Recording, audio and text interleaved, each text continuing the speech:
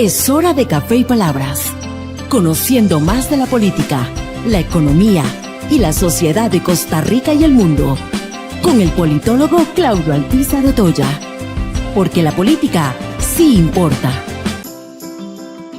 ¿Qué tal, amigos y amigas? Gracias por estar con nosotros, gracias por arrancar semana con Café y Palabras, programa que usted escucha todos los días, lunes, miércoles y viernes, al ser las 10 de la mañana. Recuerde que ahora estamos 3 veces a la semana, de día por medio, lunes, miércoles y viernes.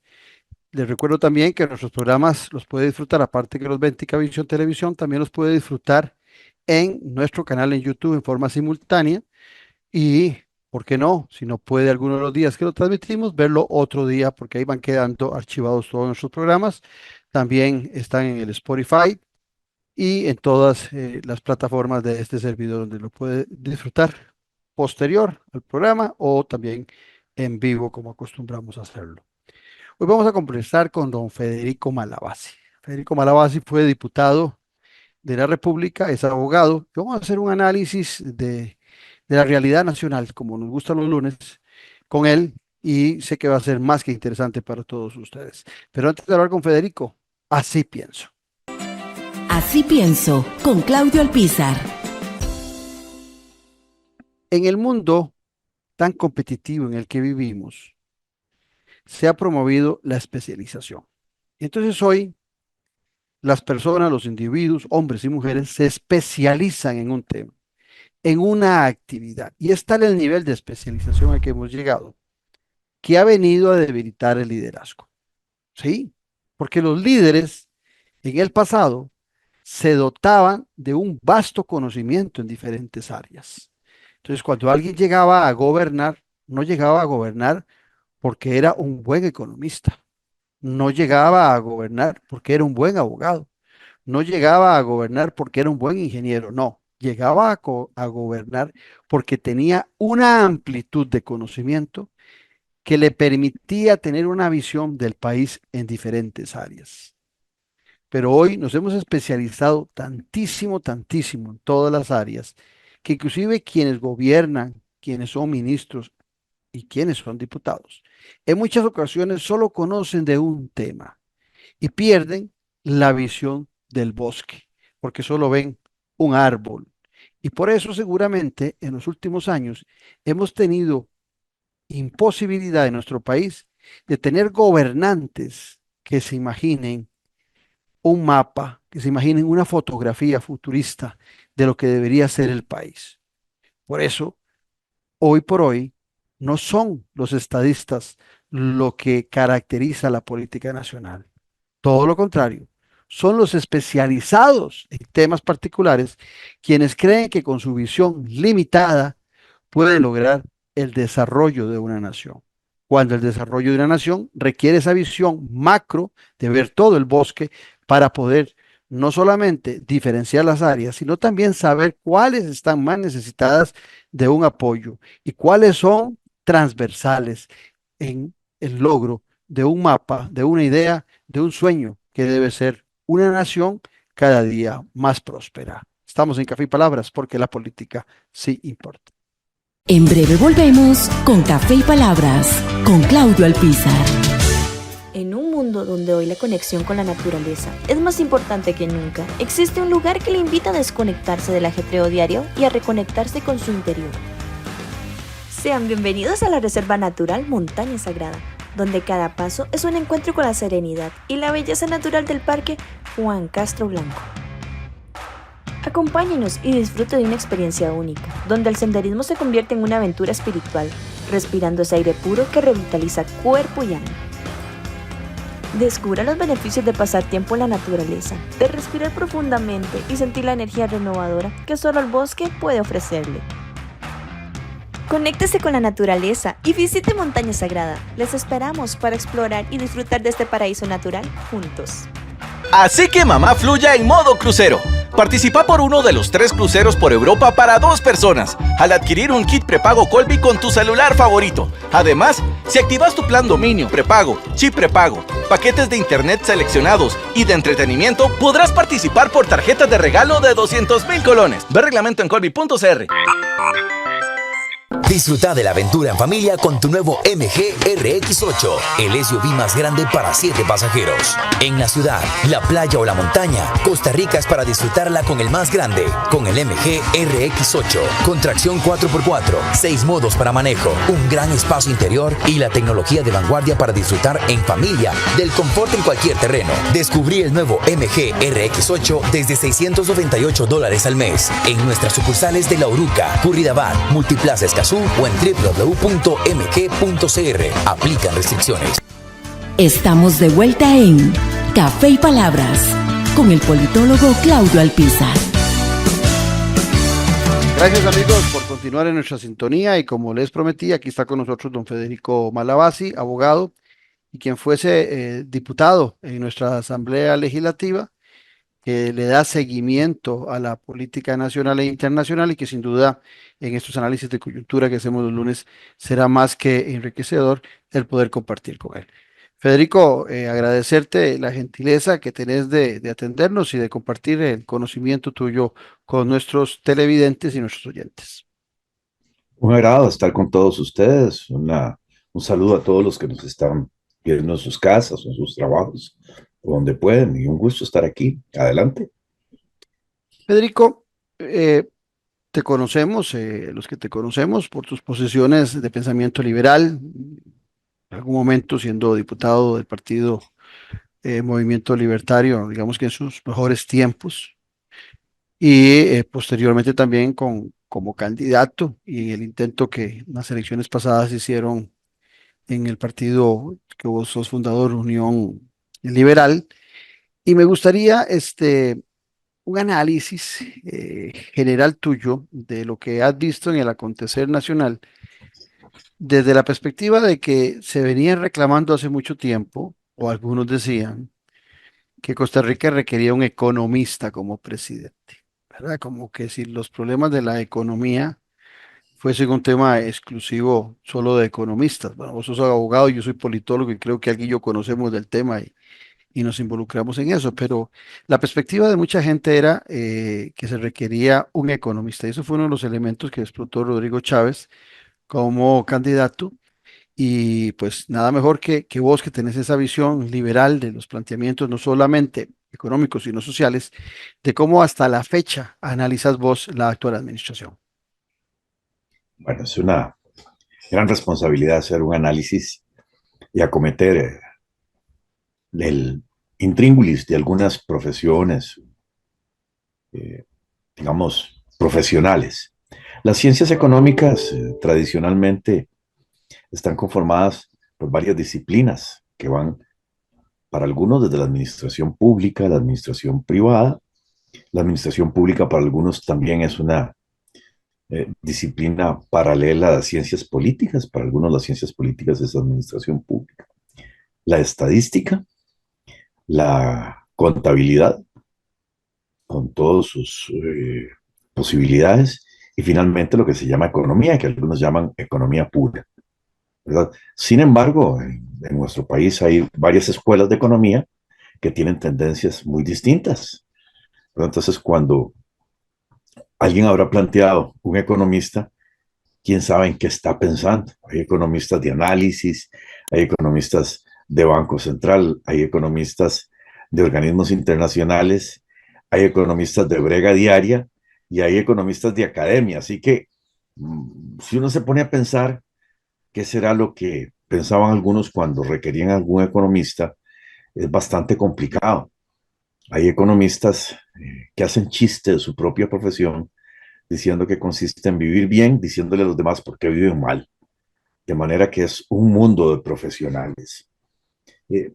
A mí me parece que en realidad la profesión podría prestarse a entender que algunos sí pueden estar en la función pública y otros no. Y yo creo que la función pública está hecha para ciudadanos. O sea, pienso que un buen arquitecto no tiene problema con su profesión, todo lo contrario, para ser un buen presidente de la República o un buen diputado, un abogado igualmente, un ingeniero civil igualmente, tiene que ver como con otros talantes u otras formaciones. A veces hemos tenido más bien decepción con algunos sobrecalificados profesionalmente, para el desempeño. Y a veces resulta que quien ha sido buen empresario puede ser buen político, pero otras veces no. Pero entonces, depende más de lo que la persona piense y cómo entienda el ejercicio del gobierno. Lo primero que debo subrayar, yo insisto mucho en esto, es que de acuerdo con la Constitución Política, artículo 9, el gobierno lo ejercen el pueblo y tres poderes distintos. Entonces, ¿quién tiene que estar en el gobierno? Bueno, es muy claro que solo hay un poder de la República que requiere un profesional especial, que es el Poder Judicial, abogados, formación en derecho. Los demás, cualquiera, el pueblo, cualquiera es pueblo. Y la Asamblea Legislativa, pues a veces recibe con cariño a algún colega, abogado, porque a veces pues ayuda a aclarar las cosas, y hay otros que más bien enredan las cosas. Y requiere representatividad, porque es el órgano que tiene en su asiento la función de la representación muy bien acendrada, ¿verdad? Por eso algunos lo llaman el primer poder de la República, entendido luego del pueblo. El poder ejecutivo, en el diseño constitucional y en el diseño histórico, algunos dicen que es de Polibio, otros que es de Aristóteles, y otros cuantos que es de Montesquieu, o las actas de la Constitución de los Estados Unidos de América, aquella revista del Federalista que marca mucho la división de poderes. Pues algunos señalan que el poder ejecutivo es más bien un administrador. Ahora se usa mucho un gerente, ¿verdad? Una persona que gerencia. En realidad le corresponde llevar la administración pública. La alta dirección la llevan las leyes, ¿verdad? Y la Constitución. Entonces, el presidente de la República es una persona que, si lo queremos ver en una empresa, es como el gerente. No es la junta directiva, es el gerente. Lo que pasa es que en el juego de pesos y contrapesos y frenos y contrapesos se le dan unas oportunidades que no tiene cualquier gerente. Tener iniciativa en la formación de la ley e incluso, en algunos casos, llevar la agenda del Poder Legislativo y, además, pues ejercer el veto. Y puede ejercer dos vetos conjuntos separadamente, ¿verdad? El veto por razones de oportunidad o conveniencia y el veto por razones de inconstitucionalidad.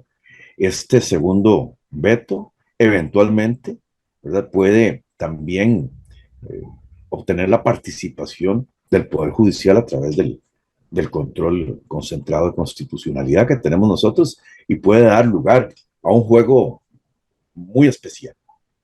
Y eso es una república. Nosotros, antes que democracia, somos república porque la república implica la democracia, ¿verdad? Y entonces entender qué es un sistema republicano, pues es entender todo el Estado de Derecho.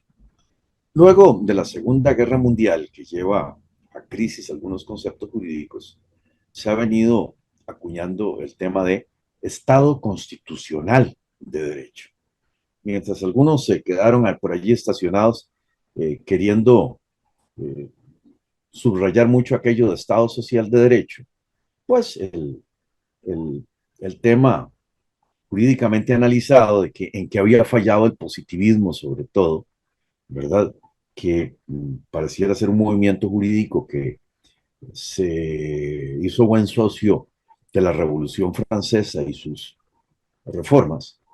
Pues cuando se vio lo que pasó con los regímenes totalitarios, Hitler sobre todo, pero también Mussolini y por supuesto Stalin, pues se llegó a la conclusión de que había que garantizar a los seres humanos otro estatus.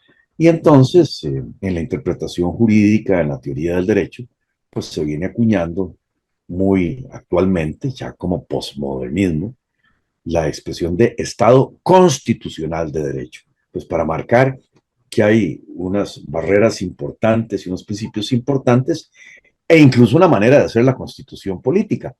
Esta interpretación pues ha venido a cambiar incluso las fuentes normativas, y se entienden incorporados o superiores al derecho constitucional los derechos humanos que están en el derecho internacional de los derechos humanos.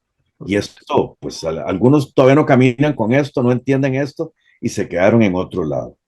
De manera que cuando, por ejemplo, la ministra Laura Fernández sale a decir orondamente o ignorantemente o cachazudamente, como lo queramos ver, que al gobierno de la República no lo afecta el que la Asamblea Legislativa haya aprobado el veto de un ministro, pues de ahí, lo que está diciendo es una muestra de tontería, ¿verdad? Pero así, viva, ¿verdad? O sea, como para ponerle, decirle, hey, si en estas manos estamos, estamos mal todos. ¿Por qué? Porque el gobierno es ese conjunto de los tres poderes. Y por supuesto que si la Asamblea Legislativa, ejerciendo un control político muy importante que le permite no solo la interpelación de los ministros, sino eventualmente su censura, eso significa una crisis gubernamental. Y en cualquier ejercicio decente de la función política, al ministro censurado se le pide que se vaya, ¿verdad? Ahí te interrumpo. Está interesantísimo todo lo que estás comentando y me parece que muy oportuno también en el plano educativo para nuestros oyentes y televidentes. Pero te interrumpo ahí. ¿No será que el hecho de no tener por un voto de censura, vos que fuiste diputado, vos que sos abogado, eh, un castigo inmediato hace a algunos interpretar que si la ley no castiga, el castigo de una disposición de un voto es irrelevante? ¿No será que necesitamos de alguna manera, porque tampoco es que ha habido tantas censuras, eso debería serlo más selectivo, debería darle más importancia a quien es censurado? Solo Juan Diego Castro y en el caso ahora la ministra de Educación han sido censurados. Eso debería hacerlo todavía por ser tan selectivo, por ser tan difícil, como bien lo planteas vos, debería ser un motivo casi que de caída y de renuncia de la persona que recibe ese voto de censura. En el caso de Juan Diego Castro, él renunció, no recuerdo si fue después o meses después del voto de censura, pero renunció. Pero efectivamente, eso que estás diciendo me parece que es importantísimo. La ministra de la Presidencia, taxativamente en la ley que conforma el Ministerio de la Presidencia, la jefe de gabinete ignora en su totalidad y disminuye esa disposición o ese voto de censura. ¿Será que tendremos que llegar a una modificación legal, constitucional, para que tenga un castigo inmediato y que no sea renuncia, sino despido inmediato? Pues sí, don Claudio, esa cavilación que nos la hemos hecho muchos y constitucionalistas y que pues yo creo que se dio también por parte de algunos diputados constituyentes. Ujú. Yo he tenido la oportunidad de leer intensamente las actas de la Asamblea Constituyente y también algunas memorias, por ejemplo, en un tan autorizado autor como Mario Alberto Jiménez, que fue un diputado constituyente, pero que luego llegó a procurador y que escribía, ¿verdad? Entonces, en su obra del desarrollo constitucional, pues él explica lo que se trató de hacer. En un espacio incómodo, la Asamblea Constituyente tenía que verter rápidamente la Constitución porque si no, la Junta de Gobierno o la Junta de Facto se quedaba más tiempo, ¿verdad? Entonces no tenían como todo el espacio para discutir porque el otro decía, no, primero terminen la Constitución y le devolveré el gobierno a don Otilio Late. Entonces, no era un espacio cómodo y había algunas discusiones fuertes y pues se explica por parte de los constituyentes cómo sobre la Constitución Política de 1871 intentaron eh, prevenir, ¿verdad? Por la experiencia pasada, la concentración del poder en el Ejecutivo y rompieron el esquema presidencialista que traía Costa Rica con algunas cosas, bueno, que al principio son eh, conceptos, ¿verdad? Son palabras. Quitaron a los secretarios de Estado, pusieron a los ministros como el sistema parlamentario, le quitaron el nombre de Congreso al órgano legislativo, le pusieron Asamblea Legislativa como en Francia e incorporaron estos institutos de interpelación y censura.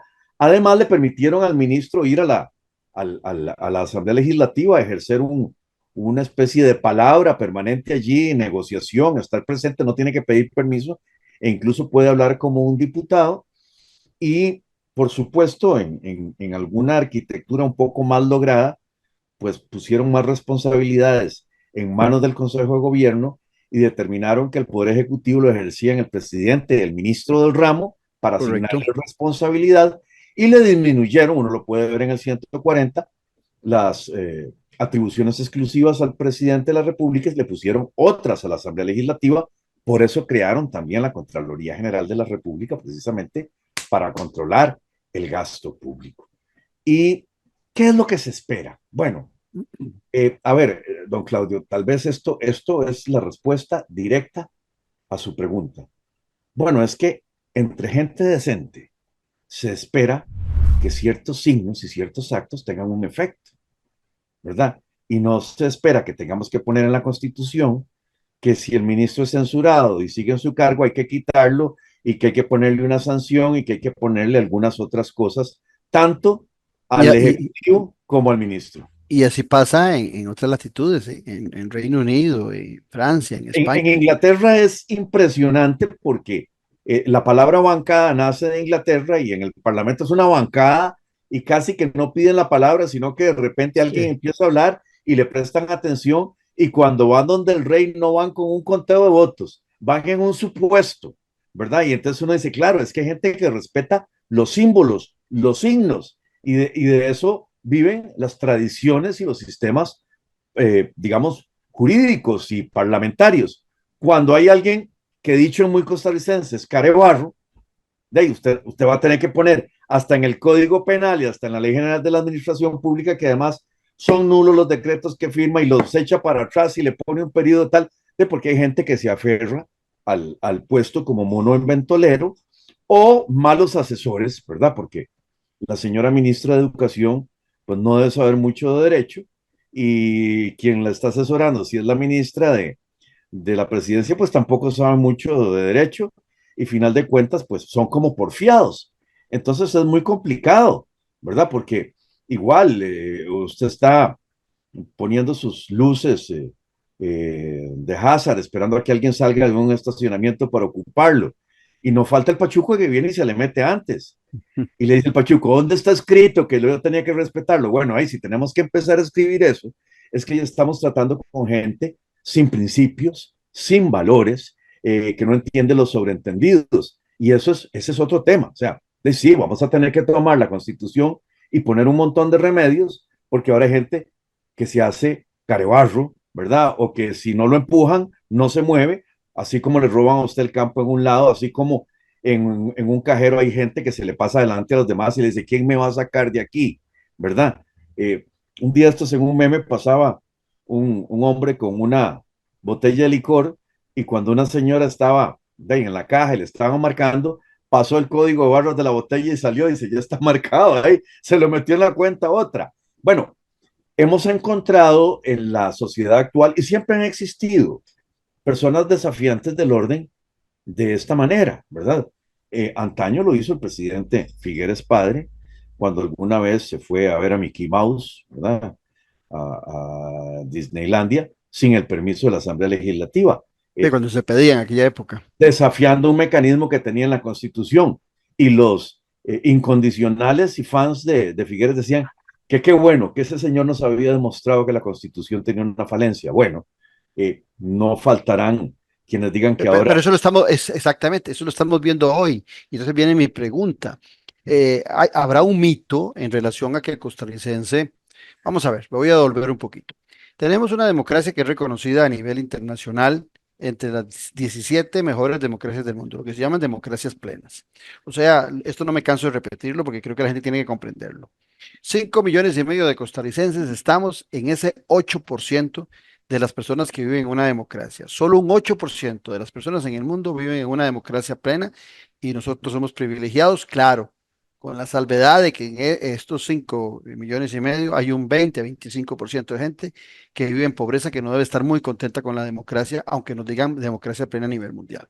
Pero ahora bien, aquí se ha planteado también, y me interesa mucho por el rumbo que ha tomado la conversación que estamos teniendo. Aquí siempre se ha planteado que el régimen presidencialista está desgastado, que el presidente no tiene poder, que el presidente no puede decidir. Pero vos hacías una referencia muy importante cuando empezamos el programa, cuando hablabas de república y hablabas de democracia. Así es una gran diferencia lo que representa ser una república, la separación de los poderes, las diferentes instancias que existen para que algo se llame república.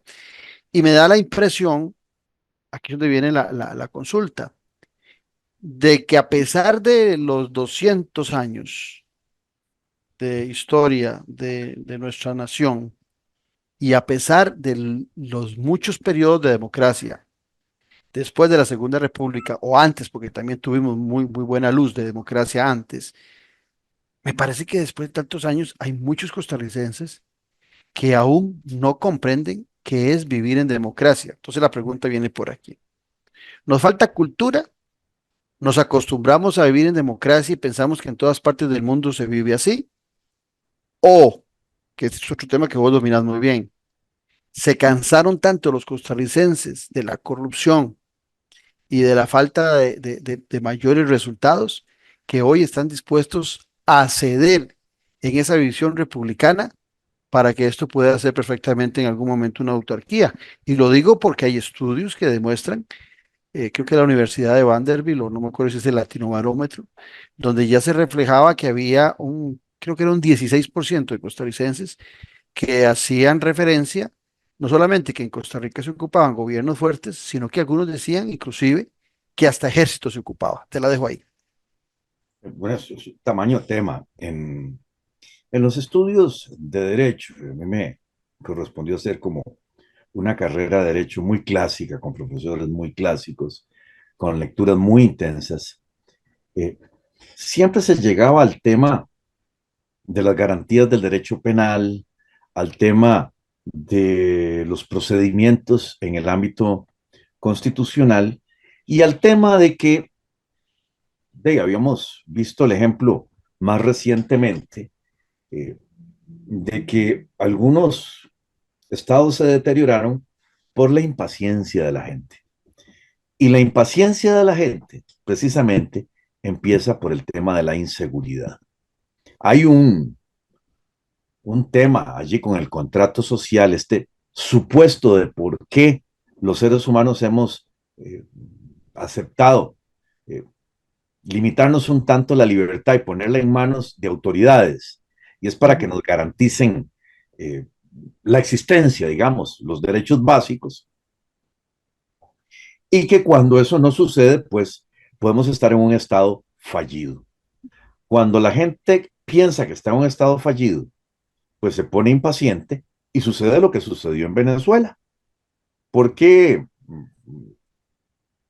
en principio tuvo el Chávez venezolano tanta aceptación y promoción, porque incluso gente adinerada, gente empresaria, La clase media.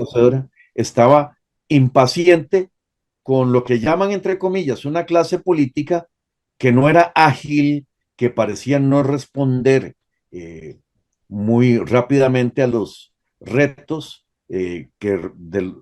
para las necesidades que hay que atender, y entonces pues empiezan a ceder libertad en teoría para tener seguridad.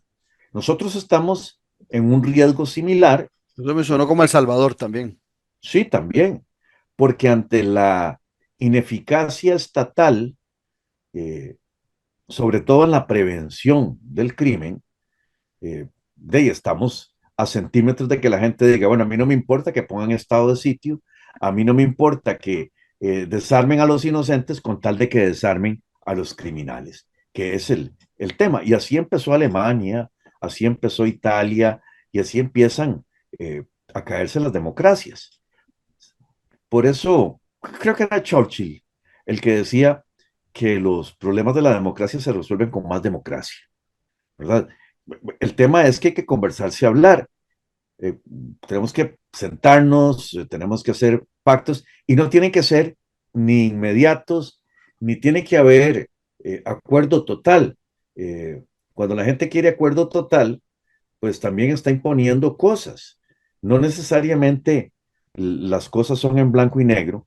Y, por supuesto, hay un gran pecado en no haber enfrentado algunos temas oportunamente. ¿Qué temas no se han enfrentado oportunamente? El crecimiento del Estado. El crecimiento, por ejemplo, del tejido de instituciones autónomas. El, eh, el problema es que algunos grupos salvaron lo suyo y los demás están complicados. Me explico. Cuando se hizo una reforma constitucional para poner 8% del PIB en la constitución política como un mínimo del gasto en la educación pública, eso fue una burrada. ¿Por qué una burrada? Porque el PIB no es una plata que tenga el gobierno en la bolsa. El PIB es todo el Producto Nacional bruto. Entonces, si yo quiero que el gobierno gaste el 8 del PIB, va a tener que gastar no sé qué porcentaje de sus propios ingresos. ¿Y cuál PIB? ¿El del 2020, el del Bueno, 2050? Ese es un tema complicado. Sí, sí. Y allí están también los estudiantes y las universidades públicas con el FES, porque también metieron un situado constitucional para garantizarse un porcentaje. De ahí, a ver, haciendo un análisis presupuestario muy rápido, como el que acostumbro hacerle a veces a mis estudiantes de Derecho Municipal, pues resulta que el presupuesto nacional, ¿verdad? Lo que conocemos como el presupuesto nacional, es más o menos una tercera parte del gasto público, porque instituciones como la Caja o como el ICE tienen un presupuesto similar al del Estado central. Y si usted le mete allí las 80 y pico municipalidades y todas las demás instituciones autónomas, pues el gasto público que se va, digamos, descentralizadamente es mucho mayor, ¿verdad? Es como 70% del gasto público del gobierno central. Pero además, en ese gasto del gobierno central, un gran porcentaje, casi como de un 35% más, es del servicio de la deuda. Correcto. Y allí hay un porcentaje grande que sí va para pensiones.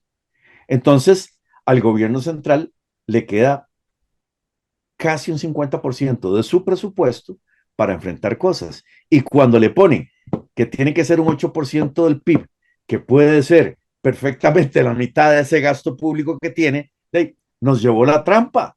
Y no admite, porque pusieron que tenía que ser educación pública, no admiten la contribución de la educación privada ni sistemas concertados. Entonces, eso fue hecho con mala intención, con muchísima mala intención, porque llegamos a un momento en que no se puede administrar, no se puede administrar. Otra buena intención. Antes de que yo llegara a diputado, en el 2001, se aprobó una reforma constitucional para que el 10% del presupuesto central se le diera a las municipalidades. Hey, lleva 24 años y no se ha aplicado, o sea, se irrespeta la norma constitucional, pero que además había que descentralizarle a las municipalidades del Poder Ejecutivo el correspondiente, ¿verdad? A ese porcentaje. Pues bueno, 10% del presupuesto calculado así en números anchos es 25% de las funciones del Poder Ejecutivo. No han hecho nada para pasar esto al otro lado. Bueno, esto significa que los costarricenses, sin pelearnos, sin insultarnos, sin gritarnos, tenemos que sentarnos a replantear cómo vamos a administrar estas cosas. Yo entiendo la reforma esta del 10%. Si usted, como estudioso de la Constitución, se percata de lo que dice la Constitución, la descentralización constitucionalmente propuesta era la de las municipalidades, Correcto. no las JATEVAS, ni los otros institutos, ni nada, que lo que han logrado es una presidencia imperial, porque entonces el presidente que tenía poquito poder, ahora es el rector de la Caja, es el rector del ICE, es el rector de Fuerza y Luz, es el rector de Recope, y de alguna manera, en algún momento, ¿verdad? Era el que decidía quién tenía crédito bancario y quién no tenía crédito bancario cuando la banca comercial del Estado tenía el monopolio de las cuentas corrientes. Si usted era un enemigo muy declarado del presidente de la República, a usted no le daban crédito, don Claudio, ¿verdad? Y si era muy amigo, hasta le daban crédito sin garantía, como sucede. Sí, así es. Sí, sucedió en algún momento. Bueno, y de estar manejando el banco por gente poco técnica, ya han quebrado dos bancos estatales. O sea, desaparecieron. El Banco Anglo y el Banco Crédito Agrícola de Cartago desaparecieron. desaparecieron. Y ponga las cosas a manejarse políticamente y no funcionan. Entonces, sí, tenemos una serie de errores, pero si cuando usted le hace un voto de censura a un ministro, el ministro se pone carebarro y la ministra de la presidencia sale a decir que eso no es, que al gobierno de la República no lo afecta, o sea, ni sabe que es gobierno de la República, ni entiende que es una censura de una ministra, ni tiene principios para entender qué significa eso. E innecesario salir. Mejor era haber mantenido silencio, haberse quedado callada, que salir a enfrentar a los otros poderes de la República. Pero Bueno, pero es que siguiendo esa pregunta que usted me hizo, que fue muy ujú, compleja, por ahí viene todo. Eh, en algún sentido, la educación debe ser con el ejemplo, don Claudio. El padre de familia no puede decirle a sus hijos que estudien si él es un vagabundo, no puede decirle a sus hijos que tengan modales en la mesa si él pone los pies encima de la mesa o hace gestos inapropiados o eructa, por decir una cosa muy fea en la mesa, y no le puede decir a sus hijos que no hablen con la boca llena, ¿verdad? Ni nada de eso. Y si no tiene hábitos de estudio, hábitos apropiados, pues jamás el chiquillo se va a quedar tarde haciendo una sí, sí, tarea. sí, sí. O si el señor es un gran sinvergüenza y roba en su empresa o roba en el Estado, pues no le va a decir a los hijos que desarrollen una profesión para que sean hombres de bien. Ese es parte del tema. Entonces, parte de la función de los políticos que están con puestos importantes es educar con su ejemplo. Un día de estos oí una frase que me gustó mucho. Creo que fue a Jacques Sagot que se lo oí, que decía que el político no solamente tiene que ser docente, sino decente. Y Por supuesto, coincide con lo que vos estás diciendo. va junto. O sea, yo no me canso de poner algunos ejemplos. Don Cleto González Víquez, don José Joaquín Trejos, don Mario Echandi. Qué señorío, qué docencia. Don José Joaquín, que lo tuve cerca porque mi padre fue su ministro, no Ujú. salía diariamente a dar declaraciones, no, se reservaba. Estaba administrando, los ministros eran los que tenían que arriesgar un poco. Él era don José Joaquín, era un profesor universitario formal que entendía de números. Federico, pero eso pasa en las grandes democracias. El presidente cuando sale es porque tiene que anunciar algo de verdad. No Bueno, es todas las semanas haciendo un show como lo hace López Obrador, como lo hace Maduro, sino son que los populistas. cuando el presidente habla, es que realmente hay algo que comunicarle Claro, importantísimo a la claro. ciudadanía. Yo recuerdo que cuando estaba por abandonar el poder don José Joaquín Trejos, ya habían pasado las elecciones de 1970 y están en lo que se conoce como el interregno, ¿verdad? Ujú, Ya eh, se está esperando a mayo para entregar el poder. En abril del año 1970, como la Asamblea Legislativa aprobó los contratos con Alcoa, pues algunos estudiantes se insolentaron y se tiraron a la calle. Ahora dicen que fue todo el mundo. No, no, algunos estudiantes se insolentaron y se tiraron a la calle. Y recuerdo que era muy interesante porque el presidente entrante, que era Figueres, y el presidente saliente salieron a dar declaraciones a pedir orden y a pedir que por favor se quedara la gente en su casa para arreglar este asunto que estaba sucediendo.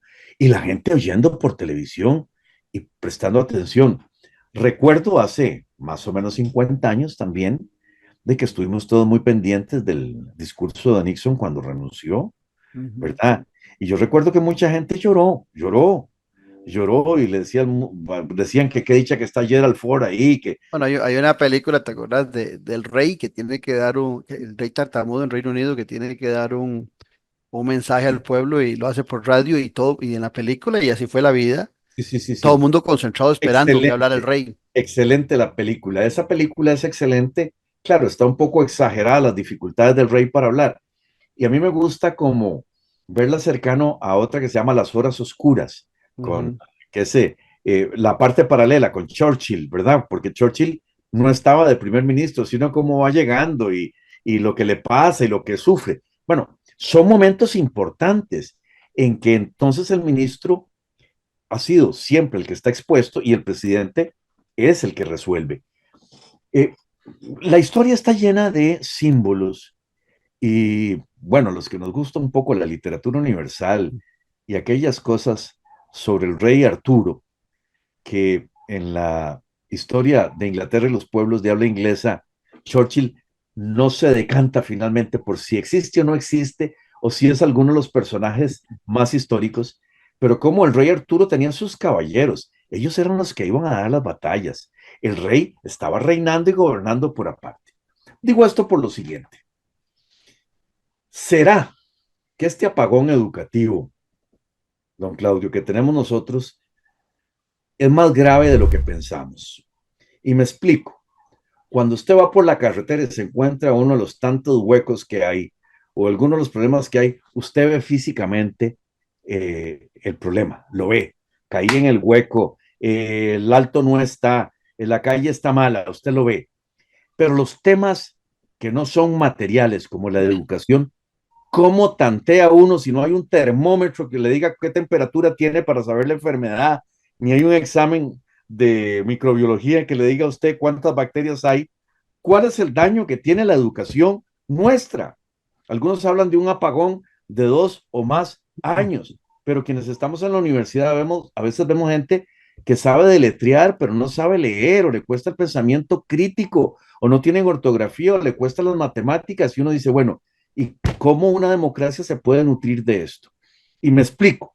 Costa Rica ha tenido momentos muy brillantes, de alta intelectualidad, de gran alfabetización, de la escuela en todas partes, de más maestros que soldados, pero es una sociedad en la que unos mueren y otros nacen, y en la que si vamos haciendo relax y no somos exigentes en el sistema educativo, pues no va a servir para nada.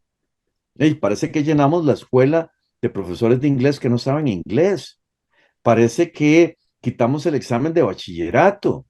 Y entonces, ¿qué estudian los estudiantes? ¿Cómo se esfuerzan?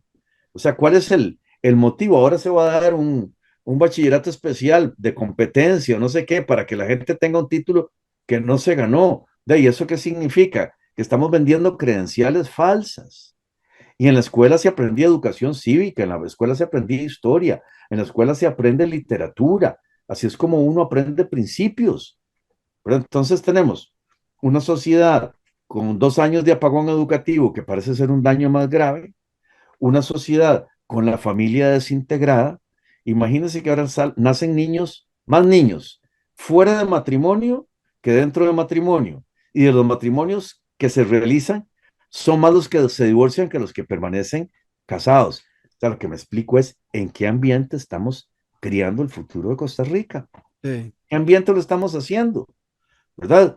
¿No es cierto acaso que tenemos miedo de que si algún hijo sale en la noche, nosotros mismos pueda haber un balazo, un asalto, claro, alguna cuestión? Usamos Uber casi para no tener que dejar el carro en ningún lado. Hasta dentro de los estacionamientos hay problemas, ¿verdad? Nos hemos deteriorado en la relación social. Y allí está la gran responsabilidad de esta administración en el tema de la educación. Porque siendo absurdo el porcentaje constitucional del 8% del PIB, yo diría que si la educación estuviera perfecta y en las PISA, en las pruebas internacionales, nosotros estuviésemos sacando muy buenas notas y la educación nuestra es exquisita, pues sería un gesto interesantísimo que la administración dijera, bueno, aunque estamos obligados a este gasto en educación, estando tan exquisita, estando 0 escuelas con orden sanitaria de cierre, estando todo logrado, con una educación que vienen los japoneses y los finlandeses a ver qué es lo que hacemos, ¿verdad? Ya no somos ni bilingües, somos cuatrilingües. Aquí estamos estallando de literatos y de artistas y de intelectuales y de científicos. Bueno, vamos a sacrificar un poquito los ingresos de educación para lograr una gran estabilidad económica y mejorar el desempeño económico del país. Sí, pero bueno, no se puede hacer ese sacrificio. Bueno, uno podría decir, hombre, claro que sí, ¿verdad? Porque ahora vamos a estar en la línea de perfección, pero estando hundido el sistema educativo, estando casi 1000 escuelas con orden sanitario de cierre, estando los estudiantes que no aprenden, que no hacen exámenes, que estamos con un apagón educativo que parece atrasarse, ¿verdad? Y no es culpa de esta ministra, ella le ha tocado seguir administrando el desastre que tenemos, ¿verdad? Es un desastre que viene anticipado, Pero en ese estado yo no puedo sacrificar mis ingresos. Necesito que las escuelas tengan techo, que tengan baños, que tengan agua, que a los maestros Sí, les llegue salario. lo que estás diciendo es muy cierto, no, no es culpa de esta ministra. Esta ministra es una de las tantas culpables. Me explico, Bueno, ahí es porque que, venimos en una continuidad de descuido de la educación donde las cosas no han cambiado. Y cuando ves que tomar la decisión que se toma en educación, cuando no hay hoja de ruta en educación, hace más de 2 años se abre la famosa ruta de la educación y no existe. Y por otro lado también ves que se precariza la infraestructura y por otro lado no se invierte en educación, definitivamente estamos en el peor de todos los escenarios. Pero te lo planteo también de esta forma, Federico. el, Cuando era el 6% de la Constitución tampoco se cumplía. Hoy es un 8 y tampoco se cumple. no, no, Entonces, es el que, tema es cómo perdón, estamos invirtiendo esos perdón, es que recursos. también, a ver, eh, esto viene como desde el siglo XIX. Nosotros teníamos una educación a cargo de los municipios, como acostumbran muchos países en Occidente. Y a finales del siglo XIX marca la anécdota, marca la anécdota que el pariente de algún ministro se metió unos tragos y las autoridades locales lo despidieron porque era maestro de la escuela, entonces el ministro centralizó el sistema educativo. Y cuando uno ve los problemas que tiene el Ministerio de Educación como administración central del sistema, uno dice, sí, es que no va a funcionar. Eh, es que es muy simpático y muy triste a la vez hablar con los funcionarios que están en mecanizada del Ministerio de Educación. Todos esos, todas esas anécdotas de que en algunos ministerios hay sistema o no hay sistema, bueno, en realidad aquí es un desastre. No hay sistema y cuando hay sistema para hacer una acción de personal, o sea, para mover una persona, lo sacan de donde está, ¡prum! Y se cae el sistema.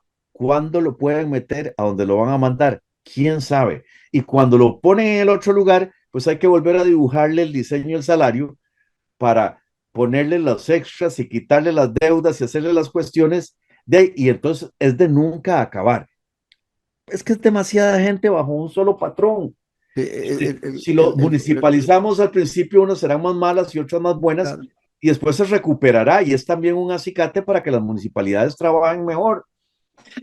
Estamos hablando con Federico Malabase, diputado y abogado, hoy en Café y Palabras. Ya casi se nos va el programa, Federico. Nos quedan alrededor de 5 minutos. Ya está Bueno, la y señalo que si está tan mal el sistema de educación, pues resulta que el Estado de Derecho, el Estado liberal de derecho, el Estado republicano y sus reflejos en las monarquías parlamentarias, pues van poniendo como principio fundamental, ahora que todos somos ciudadanos y que la soberanía reside en la nación, que la educación debe ser gratuita y obligatoria, porque todos somos el soberano. Tenemos que estar educados. Pero si no estamos educados y hay 2 años de apagón educativo, ¿cómo podemos hacer crecer la democracia, entender el sistema republicano y llevarnos bien si la gente no tiene principios, no tiene valores, no tiene lecturas, no sabe leer, no sabe calcular, no sabe entender, ¿verdad? Y además, algunos de los líderes salen con mensajes tan estrafalarios como la ministra de la presidencia para decir solo un personaje, ¿verdad? Para decir solo... Pero Federico, en eso mismo, porque ahora que toca de nuevo a la ministra de la Presidencia, me hace recordar un comentario que me pareció que debíamos haber desarrollado y quiero aprovechar este cierre del programa. Vos hacías una referencia de que el presidente solucionaba, salía poco, que era lo correcto que saliera poco en las cámaras, que cuando el presidente salía a hablar a una cámara, a un micrófono, era porque el mensaje realmente era muy importante, que no había que prostituir esa escenografía del presidente todos los días hablando. Pero, y hacías referencia a la calidad de los ministros que se requieren, pero entonces la pregunta viene por aquí. Hoy que estamos padeciendo esto de esos shows mediáticos de los miércoles que hace el presidente Rodrigo Chávez, ¿está el problema en la calidad de los ministros? ¿Está el problema en el tipo de liderazgo del presidente de la República? ¿Está el problema en que el presidente no gobierna, sino que manda? ¿Está el problema en que el presidente gusta mucho del protagonismo? ¿Dónde ves vos el problema? Dentro del marco también, que te la dejo también ahí a la par, de que fuiste diputado de oposición, si mal no recuerdo, en el gobierno de Laura Chinchilla, ¿verdad? Si mal no Abel recuerdo. Pacheco. de Abel Pacheco. La Fuiste, administración de Abel Pacheco. sí, fuiste diputado de oposición y vos sabes perfectamente de lo que es ser minoría en una fracción, lo que la negociación que se requiere en la Asamblea Legislativa, y entonces te adhiero a esta otra consulta para que conteste las dos consultas. En el cómo evitar tan malas relaciones entre un poder ejecutivo y una Asamblea Legislativa como la actual. A ver, el problema está precisamente por ahí. Al Poder Ejecutivo no le interesa tener buena relación ni con la Procuraduría, ni con la Defensoría, ni con la Sala Constitucional, ni con el Poder Judicial, ni con el Poder Legislativo. No Y le con la interesa, Contraloría. no saben negociar. E incluso a la diputada estrella suya la ponen a asustar, a gritar y hace un papel demencial en la Asamblea Legislativa. Doña Pilar. Entonces, ¿qué puentes, sí, doña Pilar? ¿Qué puentes está extendiendo uno? Por eso yo sospecho que no le interesa sacar adelante nada. Su ley estrella, la ley Jaguar, que además ponerle nombre ley Jaguar a Eso una ley es significa ser patético, es realmente eso. uno un demente. O sea, que a quién se le ocurre, se le pone el nombre de lo que es ley Jaguar, ni que fuera para proteger al jaguar. Cuando uno ve el contenido de esta ley, era su ley estrella, la que amenazaba con llevar un referéndum, pues uno se da cuenta que es puro bluff, o sea, no le interesa hacer nada. Lo que le interesa es decir que no pudo hacer nada porque todos los demás están haciéndolo mal. O sea, es gobierno por bronca. El problema es que en este gobierno por bronca han pasado algunas cosas. De bronca en bronca, este señor cerró el Parque Viva. De bronca en bronca, este señor atacó a todos los periodistas. De bronca en bronca, el ministro de Hacienda, en una de las cosas más innobles y más indecentes que yo he visto, salió a inventar un cuento de tributos de don Leonel Baruch, el dueño de CR Hoy. De bronca en bronca, a vos te echaron la planadora también. ¿Qué Sí, significa esto, Claudio? Significa que hay abuso de poder y desvío de poder. O sea, no quiero a la nación, le cierro el Parque Viva. No quiero a Leonel Baruch, le invento un problema tributario. O sea, estamos pasando de un mensaje de odio a un mensaje de miedo. Es atemorizar a los demás. Y el otro problema es que ciertamente si gastan su dinerito en una serie de cobardes anónimos, troles, bots y avatares, ¿verdad? Que le hacen segunda con falta de ortografía y con gran ignorancia, ¿verdad? Sumados a las voces del odio de José Miguel Villalobos y de Juan Diego Castro y de Edgar Espinosa, y entonces tienen atemorizada a la gente. Si usted hace una reflexión con sus amigos, verán que todos están en un grupo de WhatsApp o un grupo de Facebook y han tenido que irse quedando callados porque hay un chavista que les dice politiquillos, que los ofende, que les dice un montón de cosas, que les dice sinvergüenzas, que les dice ladrones, y entonces termina uno quedándose callado por la paz, y eso es lo que nos tienen. Y eso, Claudio, vos que estudiaste mucho de doctrinas políticas, es una doctrina similar a la lucha de clases del marxismo. Solo que ahora acuñó, yo no sé si Edgar Espinosa o eso quién, decía Vladimir de la Cruz un día de estos. ¿sí? Que acuñó el tema de ticos con corona y lo que hace es decirle, Luis a, Loría fue el de eso, sí, el economista Luis sí, lo Loría. que pasa es que hay unos ticos con corona y unos ticos sin corona y que el otro tiene culpa de que usted esté mal, ¿verdad? Y entonces ni le fomento empleo, ni mejoro la economía, ni mejoro las listas de la caja, ni mejoro la educación, ni mejoro nada, pero dividí al país. Y posiblemente el daño que le haya hecho a Liberación y al Partido Unidad es muy grande. Curiosamente, al partido que ha fortalecido esa Frente Amplio, porque entre más demente se ponga Rodrigo Chávez, mejor oposición hace el Frente Amplio. Es una cosa curiosísima, ¿verdad? Entonces, desmejoró a los partidos más democráticos, envalentonó al partido Frente Amplio, ¿verdad? Y dejó complicada la digamos, la posibilidad de una estructuración democrática hacia el futuro, porque ya dividió a Costa Rica, atemorizó a algunos, ¿verdad? ¿Cuánto mejoró la seguridad? Nada, Nada, nada, nada. nada. No Vamos a la, tener que seguir conversando. Se nos fue el quiera, programa, pero estuvo buenísimo, te interesantísimo. quiere. te agradezco y sobre todo le agradezco a los oyentes y televidentes habernos acompañado el día de hoy y los esperamos en la próxima edición de Café de Noche, sí, Café y Palabra. Ya me están hablando con Noche sin Tregua y recordarles que usted este programa lo puede ver en televisión, en Ticavisión Televisión, lo puede disfrutar en nuestro canal en YouTube y por supuesto en las redes y también quedan en el Spotify donde usted también lo puede disfrutar. Gracias por habernos acompañado y gracias a Federico por esa amplitud de criterio en donde incluyó también gran conocimiento técnico. Muchas gracias y nos vemos en la próxima edición de Café y Palabras. Saludos. En un mundo donde hoy la conexión con la naturaleza es más importante que nunca, existe un lugar que le invita a desconectarse del ajetreo diario y a reconectarse con su interior. Sean bienvenidos a la Reserva Natural Montaña Sagrada, donde cada paso es un encuentro con la serenidad y la belleza natural del Parque Juan Castro Blanco. Acompáñenos y disfrute de una experiencia única, donde el senderismo se convierte en una aventura espiritual, respirando ese aire puro que revitaliza cuerpo y alma. Descubra los beneficios de pasar tiempo en la naturaleza, de respirar profundamente y sentir la energía renovadora que solo el bosque puede ofrecerle. Conéctese con la naturaleza y visite Montaña Sagrada. Les esperamos para explorar y disfrutar de este paraíso natural juntos. Listo, doña Laura, ya renovamos tu plan postpago Ultra K2. Recordá que ya quedas participando y que tenés apps ilimitadas. ¿Algo más? Doña Laura, ¿por qué tiene esa luz en el rostro? ¿Y esa brisa del mar? ¿Por qué suena esa música? Que mamá fluya en modo crucero. Participa por uno de los 3 cruceros por Europa para 2 personas y por tarjetas de regalo de 200,000 colones al adquirir o renovar tu plan postpago Ultra K2 o superior con tu celular favorito. Ve reglamento en colby.cr.